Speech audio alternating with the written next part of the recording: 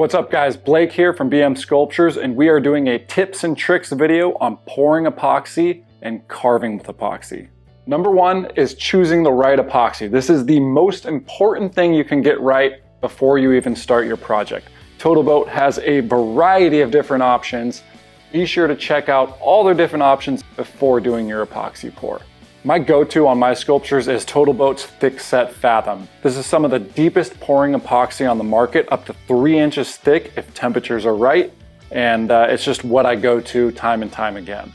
Next up is preparing your piece of wood. If there's a live edge, if there's bark, dirt, grime, anything on this piece of wood, you need to clean it off completely. So for something like this, I would have to clean up all of this bark, take it all off, then lightly sand everything down so we get a good bond with the epoxy. Now that it's all clean, you want to orientate the piece properly in the mold. So if I'm looking at this piece right here and I do my epoxy pour, I make my mold, I pour my epoxy, it's going to want to be this direction. If you had it this direction, what's going to happen is bubbles are going to start down below, they're going to rise and get trapped in these spaces down here. So you always want any open gaps, holes, knots facing upward so the bubbles can't rise and fill up a hole. Now it's time to make your mold. I always make my molds with melamine, and when making your molds, be sure to use a ton of silicone, not only on the inside edges, but also the outside edges. Epoxy has a way of finding the tiniest of holes you may have missed, and it'll leak out your entire project. So be sure to just be safe and double silicone every edge. The last step before you're ready to pour is mold release. There's a bunch of different kinds of mold release. My favorite is actually this part all wax paste. Smells like crayons. Rub it in your melamine mold, wipe it up. Now you're ready for the pour. Next up is one of the most important things when having a successful pour: temperature.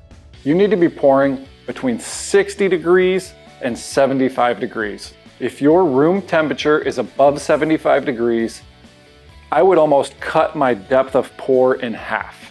This is one of the most important things to get right when pouring your epoxy.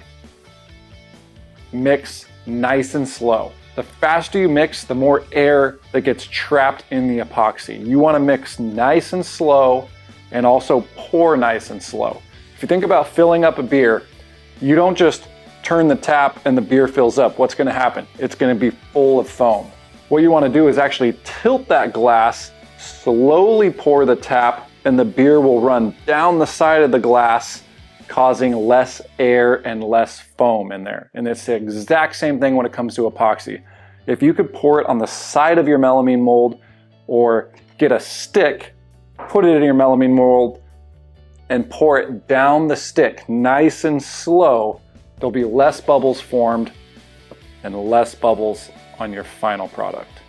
And lastly, if you want to avoid all of this and your piece fits in a pressure pot and you have access to a pressure pot, use a pressure pot. There is no better way of doing an epoxy pour than in a pressure pot.